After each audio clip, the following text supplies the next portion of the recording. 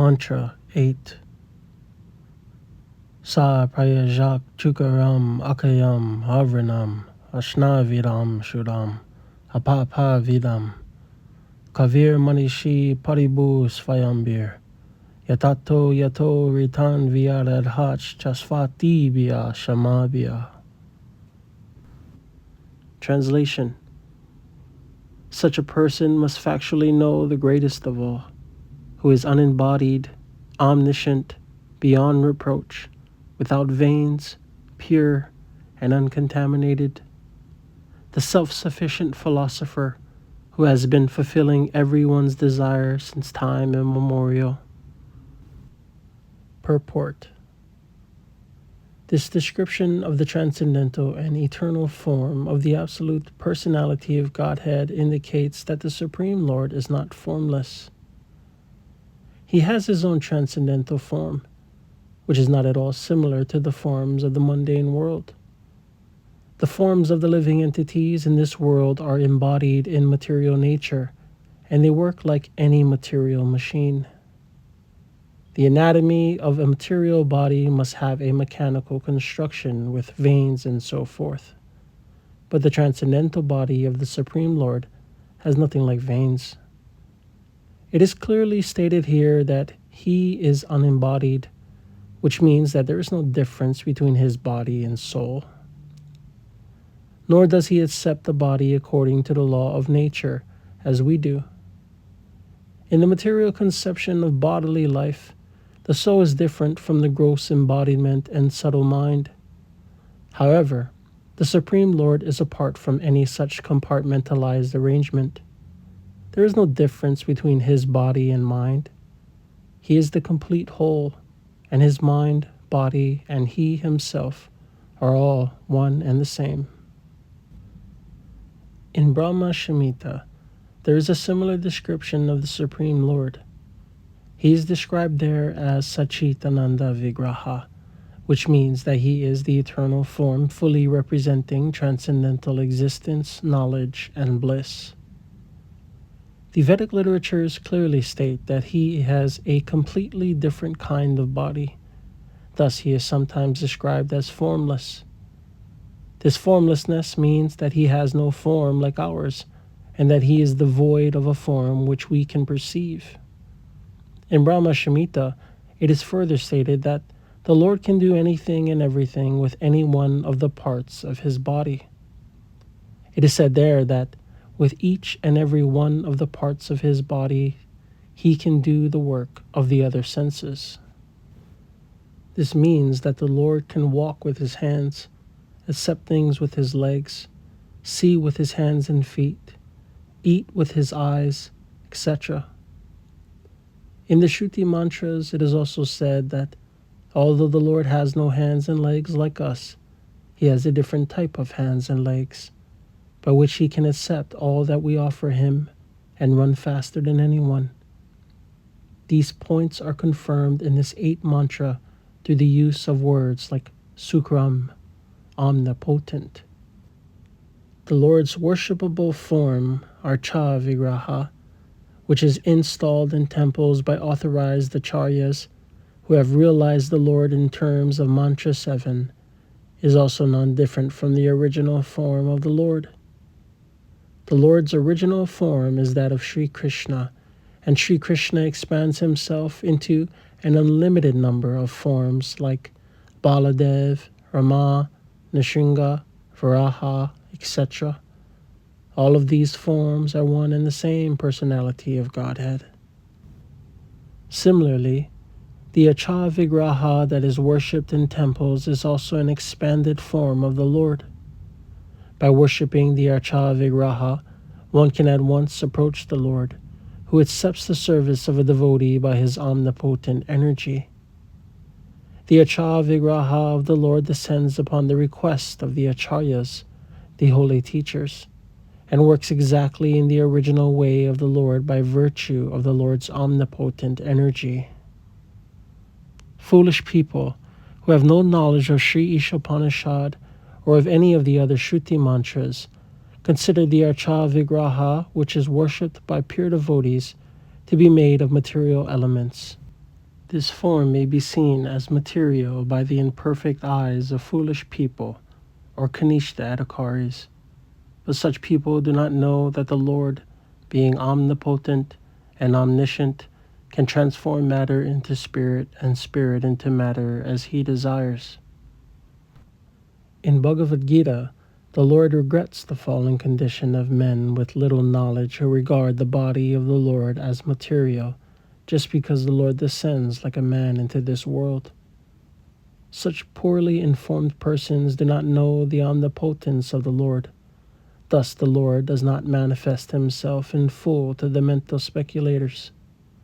He can be appreciated only in proportion to one's surrender to him.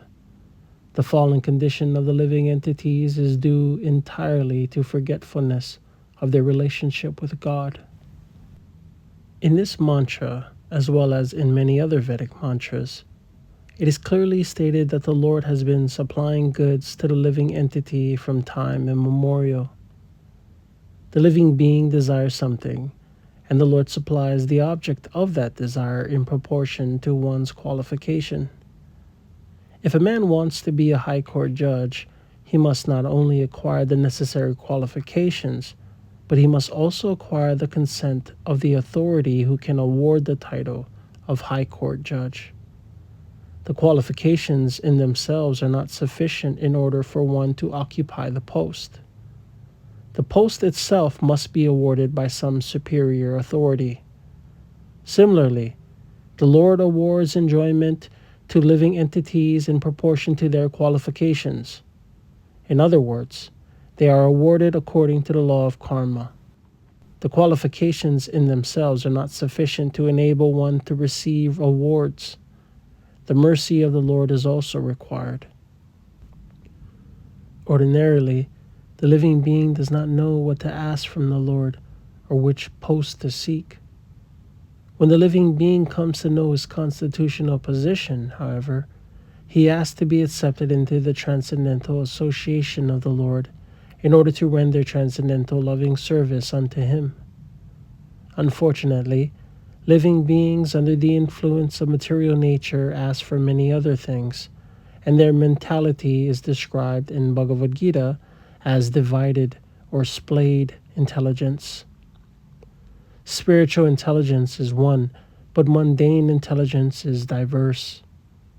In Srimad Bhagavatam, it is stated that those who are captivated by the temporary beauties of the external energy forget the real aim of life, which is to go back to Godhead. Forgetting this, one tries to adjust things by various plans and programs, but this is like chewing that which has already been chewed. Nonetheless, the Lord is so kind that he allows the forgetful living entity to continue in this way without interference.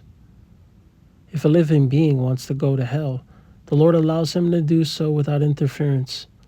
And if he wants to go back home, back to Godhead, the Lord helps him. God is described here as Paribu, the greatest of all.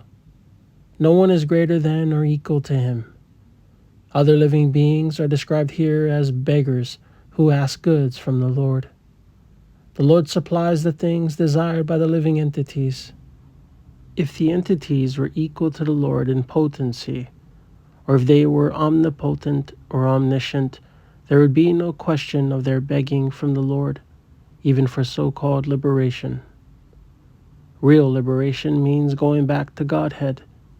Liberation as conceived by an impersonalist is a myth, and begging for sense gratification has to continue eternally unless the beggar comes to his spiritual senses and realizes his constitutional position.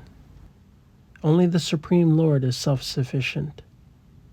When Lord Krishna appeared on earth 5,000 years ago, he displayed his full manifestation as the personality of Godhead through his various activities. In his childhood, he killed many powerful demons, and there is no question of his having acquired such power through any extraneous endeavor. He lifted Govardhan Hill without even practicing weightlifting. He danced with the gopis without social restriction and without reproach.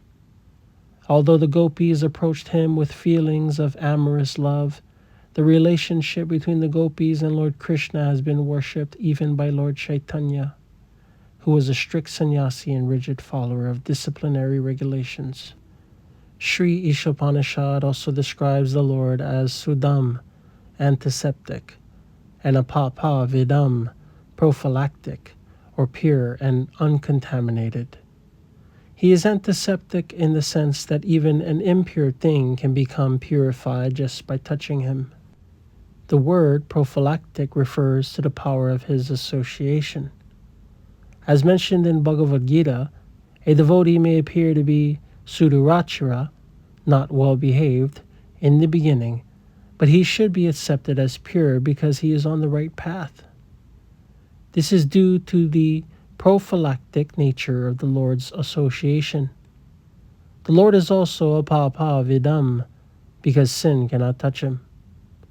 Even if he acts in a way which appears to be sinful, such actions are all good, for there is no question of his being affected by sin, because in all circumstances he is Sudam, most purified. He is often compared to the sun. The sun exacts moisture from many untouchable places on the earth, yet it remains pure. In fact, it purifies obnoxious things by virtue of its sterilizing powers. If the sun, which is a material object, is so powerful that we can hardly begin to imagine the purity and strength of the all-powerful Lord.